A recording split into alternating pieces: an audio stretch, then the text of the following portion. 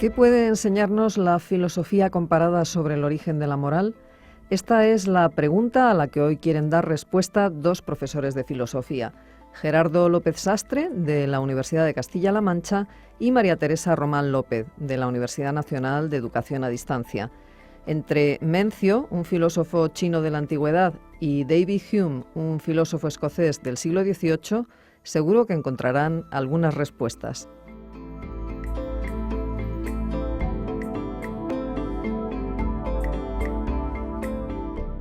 Admitiendo que la existencia de la conciencia moral se nos presenta como un hecho innegable, que por todas partes nos vemos rodeados de juicios morales, eso no se hace, bien hecho, etc., parece obligado preguntarse sobre el origen de la moral. ¿En qué descansa? Nos vamos a acercar en este programa a la perspectiva propia de la filosofía comparada, poniendo en relación a un filósofo chino de la antigüedad y a un pensador escocés del siglo XVIII, David Hume. Para esta misión hoy contamos con Gerardo López Sastre, profesor de Filosofía de la Facultad de Humanidades de Toledo, Universidad de Castilla-La Mancha. Fundamentalmente se ha ocupado del pensamiento moderno y contemporáneo en el mundo anglosajón y de la filosofía comparada, especialmente en relación con el pensamiento clásico chino. Ha traducido la investigación sobre los principios de la moral de David Hume y los tres diálogos entre Gilas y Filonús de George Berkeley. Buenos días, Gerardo. Buenos días, María Teresa. Una vez más estamos juntos. Sí. La mayoría de los estudiosos de la filosofía comparada suelen entender esta como un nuevo campo que abarca el análisis, la investigación, la comprensión y la enseñanza de la filosofía, teniendo en cuenta el tratamiento de las cuestiones fundamentales de la misma llevados a cabo tanto en Oriente como en Occidente. ¿Qué entiendes tú por filosofía comparada? Sí, bueno, dar una respuesta general puede ser difícil, ¿no? Pero pongamos un ejemplo, un caso como muy banal, ¿no? A mí me ocurre con frecuencia en mi casa, pues estar, y yo llevo gafas, y decir, ¿dónde he dejado las gafas? ¿Dónde están? Y resultar un poco que las llevo puestas.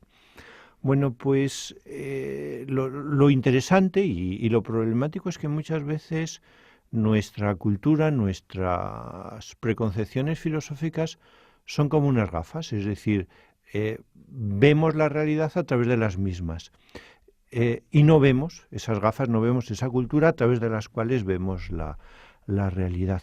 Por eso en determinados casos pues puede ser conveniente quitarte las gafas, probarte otras gafas y ver un poco cómo ves la realidad desde esa nueva perspectiva y poder comparar si hay cosas que entonces brillan más, si las ves mejor. Entonces, de alguna manera un poco eso es lo que intentaría hacer la filosofía comparada, es decir, marcarte un elemento de distancia en relación a un determinado pensador, dicho muy coloquialmente. A veces el problema es que los árboles te impiden un poco ver el bosque.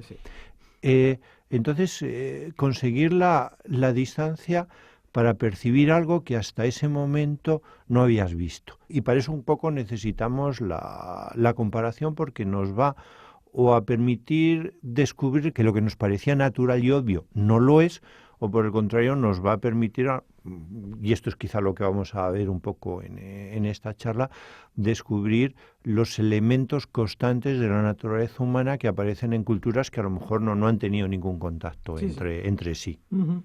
Es un hecho que el conocimiento de pensamientos y de culturas ajenas amplía nuestra sensibilidad, estimula la propia reflexión e impide que nos quedemos anclados en nuestros propios mapas o patrones intelectuales y hábitos culturales, ¿no? Dicho esto, ¿para qué crees que pueden servirnos las comparaciones? ¿Cuál es su utilidad? Sí, bueno, esto es un poco lo que comentábamos hace un momento, ¿no? Si nos centráramos en el caso de la filosofía moral, que yo creo que es un poco el elemento central de esto un poco que tú comentabas, ¿no? Comparar a Mencio y a David Hume. Yo creo que por una parte, digamos, tenemos que sortear como dos grandes peligros. Un peligro es tomar nuestras convicciones morales o pueden ser religiosas, pensemos en otro ejemplo, tomarlas un poco como un absoluto. Es decir, absolutizar lo que en el fondo no es sino nuestra perspectiva. Yo creo que eso está muy presente en muchas teorías que ven algo tan evidente que dicen, no, esto es una intuición, esto es verdad. Y estamos hablando de una verdad con mayúscula. Frente a eso, pues tendríamos un poco la postura relativista, decir, no, cada cultura tiene su verdad. Desde mis principios filosóficos no puedo juzgar los principios de otra filosofía o de otra cultura, o todas las ideas son igual de respetables. Bueno, pues yo creo que eso es un absurdo. Es decir, por supuesto todas las personas somos igual de respetables o tenemos la misma dignidad, pero no todas las ideas, porque hay ideas que son erróneas e ideas que no. Y eso lo descubrimos justamente un poco cuando las evaluamos, cuando las juzgamos, dicho de otra forma, justamente cuando las comparamos. Sí, bueno, y en el caso de la filosofía moral. Sí, esto es un poco lo que vamos a hacer ahora. Ahí el problema es que un poco nuestra historia, la historia de la ética occidental está un poco como llena de afirmaciones tajantes, de afirmaciones un poco en donde un determinado código moral se convierte en absoluto o se presenta como obvio cosas que 200 años después pues nos parecen de una ingenuidad terrible. Pensemos un poco pues cuando Aristóteles hablaba de la existencia de esclavos por naturaleza o de la inferioridad de las mujeres en relación a los varones. Entonces, las comparaciones un poco, justamente yo creo que evitan estos errores o nos hacen tomar conciencia de los mismos. Pero en todo caso, yo creo que esto concretamente es lo que, cuando diríamos nos expongamos el pensamiento de Hume o de Mencio, pues vamos a poder ver. Uh-huh. Sí. Como un gran especialista que eres, ¿podrías introducirnos? Sí, bueno, lo eres y además lo demuestras en tu trabajo y con tus investigaciones, ¿no? ¿Podrías introducirnos en las ideas de David Hume sobre el origen de la moral? Sí, bueno, a mí me gusta mucho, de hecho por eso lo traduje esta obra de Hume, que es la investigación sobre los principios de la moral. Este es el título de la obra. Hay que decir que Hume escribió lo que es sin duda su gran obra filosófica, el Tratado de la Naturaleza Humana. Esta obra no tuvo ningún éxito editorial, lo cual para Hume era especialmente grave porque, aparte de lo que significara como un fracaso, que él vivía como un fracaso filosófico, además él esperaba vivir de su producción filosófica, diríamos literaria, y entonces encontrarse con que la obra no se vendía, en su caso era especialmente grave. Y entonces decide replantear esa obra o reescribirla en un estilo intelectualmente mucho más asequible. Piensa que el fracaso editorial en cierto sentido ha sido, parte de la culpa ha sido suya. Entonces, claro, la obra se titula Investigación sobre los principios de la moral. Eso puede parecer como una pregunta muy abstracta, muy difícil, ni siquiera sabemos cómo abordarla, buscar el origen de la moral. Entonces Hume decide hacer una especie como de comienzo mucho más suave, mucho más asequible para todos nosotros. Antes de investigar cuál es el origen de la moral, pues vamos a elaborar una especie como de catálogo de virtudes. Catálogo de cualidades que me gustaría que los demás piensen que yo tengo. A mí me gustaría que los demás piensen que yo soy inteligente, valiente, trabajador, aplicado, generoso, justo, leal, amable, etcétera, etcétera. Y Hume piensa que elaborar este catálogo de virtudes que, insisto, me gustaría que los demás pensaran que yo tengo, es bastante fácil porque podemos recurrir a la introspección. Yo me puedo preguntar, ¿qué quiero que los demás piensen de mí? ¿Que soy generoso o que soy tacaño? ¿Que soy valiente o que soy un cobarde? Y además piensa que la propia naturaleza del lenguaje nos ayuda, porque el lenguaje no es neutro. Decir que una persona es valiente no es solo describir su conducta, es elogiarla, y decir que alguien es un cobarde en el fondo es insultarla. Entonces, pues vamos a elaborar este catálogo de virtudes que ya he mencionado y vamos a ver qué es lo que todas esas virtudes tienen en común. Y claro, en común, pues no tienen nada. ¿Qué puede tener en común la valentía, la inteligencia, la generosidad, el sentido de la justicia, la amabilidad? Una sola cosa no. Pero lo que dice Hume es que se pueden clasificar de acuerdo con este criterio. Resultan ser cualidades, resultan ser cosas que son o útiles para uno mismo o útiles para los demás, o placenteras y agradables para mí mismo o agradables para los demás. A los demás les es agradable que yo sea amable y simpático con ellos, o bien educado. A mí me resulta agradable tener una disposición alegre y no pesimista. La inteligencia me puede ser algo extraordinariamente útil para promocionarme en la vida. También puede ser útil a los demás si hago un gran descubrimiento que contribuye al bienestar de la humanidad. Y ahora empieza quizá lo importante, y es que si la moral se encuentra en lo que es útil o inmediatamente agradable a uno mismo o a los demás, una conclusión importantísima que podemos sacar, y aquí está el origen de la moral, es que los demás no me resultan indiferentes. Resulta que yo, cualquiera de nosotros, se preocupa de los demás.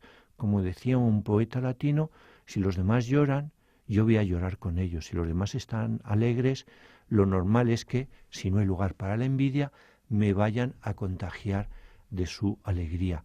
Luego, el origen de la moral es ese hecho, digamos, bruto, porque está en nuestra naturaleza, de que los demás nos preocupan, de que tenemos la capacidad de simpatizar, de empatizar con los demás y de alguna manera de participar de sus emociones. Sí, sí. Benevolencia, rectitud, corrección y capacidad de conocimientos no son principios que se nos infundan desde el exterior. Con certeza los tenemos en nosotros. Dice Mencio, pues como todos sabemos, un filósofo confuciano. ¿Qué pensaba Mencio, ese filósofo confuciano, cuya doctrina representa la corriente idealista dentro del confucianismo, sobre la moral? Sí, pues claro, lo verdaderamente sorprendente es que lo que pensaba se parece mucho a esto que hemos mencionado hablando de Hume. Hay dos ejemplos que pueden un poco servirnos para introducirnos en este tema. En el primer ejemplo es un rey que le pregunta a Mencio, le dice, oiga, ¿usted piensa o cree que yo soy un buen monarca? Y Mencio dice, sí, yo creo que es usted un buen monarca. Y el monarca dice, ay, ¿y cómo lo sabe usted? Y entonces Mencio cuenta esta anécdota. Dice, porque he oído decir que usted vio a un buey al que arrastraban porque lo iban a sacrificar para con su sangre consagrar una campana. Entonces usted se sintió conmovido por ese buey, que era como si a un ser humano lo lleváramos a la ejecución, y entonces pues dijo que había que suspender ese sacrificio. La persona que arrastraba el buey dijo, bueno, pero y entonces la campana queda sin consagrar.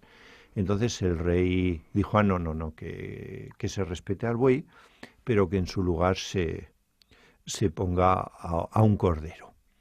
Bueno, aparentemente no hemos ganado nada. Por una parte hemos salvado la vida de un buey, pero hemos condenado a muerte a un cordero.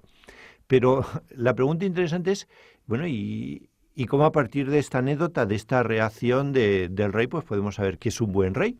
Bueno, pues, ¿qué es lo que demuestra esta anécdota? Demuestra que el rey es una persona que es capaz de tener conmiseración, en este caso por un animal. Es decir, se siente concernido, sufre, imaginándose el sufrimiento del animal que sabe que va a morir. Es verdad que piensa que como las campanas deben ser consagradas, o la campana debe ser consagrada con sangre, pues pone a un cordero en su lugar. Pero la clave es que no ha visto al cordero. Es un poco dicho muy coloquialmente como ojos que no ven, corazón que no siente. La idea es un poco, si debemos comer animales, no debemos frecuentar el lugar donde se los mata. Pero, ¿qué nos indica este ejemplo? Pues lo que nos indica este ejemplo, piensa Mencio, es que el rey tiene el germen de la virtud, que es esa capacidad de emocionarte o de empatizar con el sufrimiento o con el miedo ajeno, aunque sea incluso el miedo de un animal. Luego, si tienes el sentimiento, lo que necesitas luego ese sentimiento es un poco dejarle crecer. Y de hecho para Mencio tiene una concepción, diríamos, dinámica de la naturaleza humana. Entonces nuestra naturaleza debe desarrollarse. Y si se desarrolla nuestra naturaleza, nos desarrollaremos moralmente, porque para nosotros eso es lo natural. Un rey que se preocupa de los animales o que se preocupa del sufrimiento de un animal que ha visto, lo normal es que un poco, con la debida imaginación, acabe preocupándose del conjunto de la comunidad, del conjunto de su pueblo. Simplemente necesita un poco desarrollar, extender más ese sentimiento que ya tiene. Hombre, si yo voy por la playa este verano, vi una medusa muerta en la playa de Poniente en Benidorm, pues a lo mejor no me voy a emocionar mucho, pero es que entre las medusas y los seres humanos, o entre las medusas y los bueyes, la diferencia es enorme, ¿no? Pero bueno, ahí hay un germen moral. Y el segundo ejemplo que nos pone Mencio es el de alguien que fuera por el campo y viera a un niño que está a punto de caerse imaginemos un bebé gateando que está a punto de caerse a un pozo. Dice Mencio que de una forma completamente espontánea, inmediata. Esto no tiene nada que ver con que te preocupes de si los padres de ese niño te van a dar una recompensa, si le salvas, ni nada por el estilo. No, de una forma completamente inmediata sentirías una preocupación, incluso independientemente de si luego arriesgas tu vida para salvar al niño. Pero ese es el germen de la moral, la preocupación por los demás, el sentimiento, como tú mencionabas, de benevolencia o de humanidad, que es el mismo sentimiento que pone Hume en el origen de la moral. Luego, quizá a las primeras preguntas que hacías, bueno, ¿para qué nos sirven las comparaciones? Pues en este caso para descubrir que dos filósofos que no han tenido ninguna influencia entre sí, evidentemente, dos culturas muy distintas, sin embargo, han acabado pensando lo mismo. Seguramente tenían, en su investigación sobre el origen de la moral, tenían una parte muy importante de razón. Sí, bueno, yo me estaban viniendo unos comentarios escritos en uno de sus libros, Glassenab, ¿no? Que quizá la mente humana no sea tan diferente. Efectivamente. Quizá lleguemos a eso, ¿no? De que los condicionamientos geográficos, ambientales, contextuales, de alguna manera no son tan significativos como que pensamos, sino que el hombre ya va teniendo una serie de ideas que puede tenerla en cualquier otro lugar, otro ser humano, con otras características contextuales y geográficas. Sí, Pero sí, eso lo dice Glassenab. Si me permites en un momento, hay una cita de Rousseau, oponiéndose a otro filósofo, Mandeville, que es un ejemplo como muy parecido a este ejemplo de Mencio de la persona que ve a un niño a punto de caer un pozo. Es un ejemplo como mucho más cargado de retórica, porque es una persona que está encerrada, o sea, está rodeada de barrotes y ve a una fiera que se abalanza sobre una madre y un niño. El niño está en el regazo de la madre, pero la fiera se abalanza y empieza a morder o a desgarrar la carne del niño. Y entonces, este individuo que está protegido por los barrotes, es decir, a él no le va a pasar nada, dice Rousseau que se sentirá terriblemente angustiado, aterrado por ese espectáculo cruel que ve, lo cual es la prueba evidente un poco de la existencia en todos nosotros de este sentimiento de humanidad. Es decir, la moral empieza por la empatía. Llegamos a otro tema, ¿no? ¿Qué resultados podemos obtener de poner uno al lado del otro de su comparación? Bueno, esto un poco que comentábamos antes, el descubrir un punto de partida común. Aunque yo creo que habría que decir que eso es solo el punto de partida, es decir, esto no basta. ¿Por qué? Porque yo creo, ya pasando a una reflexión filosófica, pero desde luego una reflexión filosófica propia, que yo creo que podía fundamentarse tanto en Mencio como en Hume, ¿no? La moral empieza con el sentimiento, pero no puede terminar en el sentimiento. Si termina en el sentimiento, qué sé yo, por poner un ejemplo, si yo llevo a mi hijo a que le hagan un análisis de sangre y mi hijo está aterrado, pues cuando piensa que le van a sacar sangre, ve la aguja y se echa a temblar, si yo sucumbo al sentimiento no permitiría que le hicieran ese análisis. No, yo debo ser firme y hacer una especie, digamos, como de cálculo utilitarista. Pensar que el sufrimiento que sin duda mi hijo va a experimentar, a lo mejor se marea, llora, etcétera, queda compensado por la posibilidad de saber su estado de salud gracias al análisis, ¿no? Luego, el sentimiento debe un poco complementarse con la razón. La moral no es solo cuestión de sentimiento, la moral requiere un poco también del ejercicio de la razón. Y luego, para que funcione esa esa empatía, ese sentimiento de benevolencia o humanidad del que estábamos hablando, yo creo que muchas veces necesitamos la imaginación. ¿Por qué? Porque sobre todo cuando me encuentre con personas que a primera vista puedan ser muy distintas de cómo soy yo, de cómo me veo a mí mismo y a mis contemporáneos, a mis congéneres o a mis compatriotas, porque, por ejemplo, porque vista de otra forma, porque tenga otro color de piel, porque tenga otra creencia religiosa. Bueno, pues necesito un poco la imaginación para ser capaz de descubrir la humanidad de esa persona. Necesito un poco la imaginación para ser capaz de ponerme en su lugar. No a lo mejor simplemente para aceptar su propia perspectiva, pero simplemente un poco para saber cómo él piensa, poderla valorar y luego poder realizar los juicios morales adecuados. Había un filósofo, Richard Rorty, que decía, por ejemplo, la influencia que tuvo en la lucha contra la esclavitud en Estados Unidos, la lectura, sin duda por parte, digamos, de los blancos, de La cabaña del tío Tom. Una novela, podríamos decir entre comillas, sentimental, donde de pronto a través de la imaginación descubres que el tío Tom, a pesar del color de su piel, es capaz de sufrir, de experimentar las mismas cosas que tú sientes y que por lo tanto a pesar del color de su piel es igual que tú, y si es igual que tú no debe ser un esclavo. Luego tendríamos un poco que la moral es razón, imaginación y sentimiento, y yo creo que entonces sabríamos muy bien en qué consistiría ser amoral. ¿Qué sería una persona amoral? Sería una persona que simplemente no tuviera ninguna preocupación por los demás. Y realmente eso no ocurre, no ocurre, solo ocurre en casos patológicos. Las personas que son malvadas no es que no se preocupen de los demás. Imaginemos un poco un gángster o una persona corrupta. Esa es una persona que puede atracar bancos para comprarle un abrigo de visón a su amante o para pagarle todo tipo de cuidados a su anciana madre. Es decir, es una persona que tiene afectos, quiera a su amante, quiera a su madre. Que se preocupa por los demás. Se preocupa, lo que pasa es que se preocupa de una manera terriblemente parcial. Se preocupa solo de unos pocos, los que forman parte de su bando, de su grupo, de su entorno, y no se preocupa un poco del mal que hace a los demás. Luego, para esa persona que es inmoral, se convierta en moral, no necesitamos proporcionarle un sentimiento que esa persona no tiene. Necesitamos un poco que aprenda ese sentimiento que ya tiene, pero que solamente un poco manifiesta en relación a los miembros de su clan, de su banda o de su nación o en relación a su amante, que lo extienda de una manera como más uniforme, más coherente, diríamos más imparcial y ese es un tema que preocupaba mucho a Hume, la idea del espectador imparcial. La moral creo que tiene mucho que ver con la imparcialidad, con la universalidad, pues que extiende ese sentimiento que ya tiene a los demás.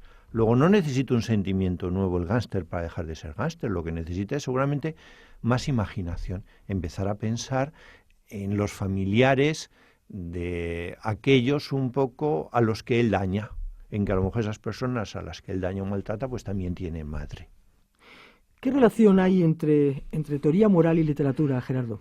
Sí, claro, es que, la pregunta daría para otro programa, porque claro, es que de acuerdo con lo que hemos visto, decíamos, a riesgo de repetirme, ¿no? La moral tiene tres componentes, ¿no? El sentimiento, la razón, a veces tienes que calcular cómo puedes hacer el bien, o no basta solo con tener sentimientos. El refrán dice un poco que a veces el infierno está empedrado de buenas intenciones, pero insisto, necesitamos el sentimiento, necesitamos la razón y necesitamos la imaginación.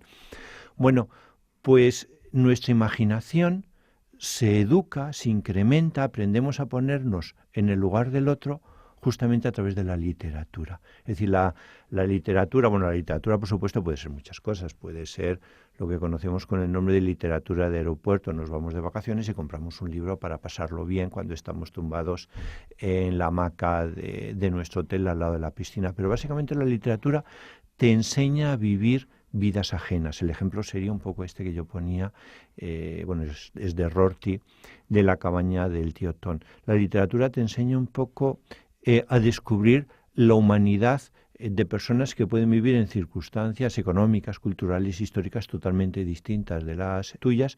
Entonces, educa tu imaginación para que te pongas en su lugar y para que de alguna manera entonces, digamos, amplíes tu círculo moral, porque yo creo que el gran desafío de la moral es la conquista de la universalidad. Bueno, pues ya, sí. Muchas gracias, Gerardo. Cuento contigo para próximos programas, nos volveremos a ver. Muchísimas gracias por invitarme. Seguro. Para resumir el programa de hoy, resultan muy adecuadas las palabras de John Donne, que Hemingway sitúa al comienzo de Por quién doblan las campanas, una novela situada en la Guerra Civil Española en la que participa un norteamericano. Nadie es una isla, completo en sí mismo. Cada hombre es un pedazo del continente, una parte de la tierra. Si el mar se lleva una porción de tierra, toda Europa queda disminuida, como si fuera un promontorio o la casa de uno de tus amigos, o la tuya propia. La muerte de cualquier hombre me disminuye, porque estoy ligado a la humanidad, y por consiguiente, nunca hagas preguntar por quién doblan las campanas, doblan por ti.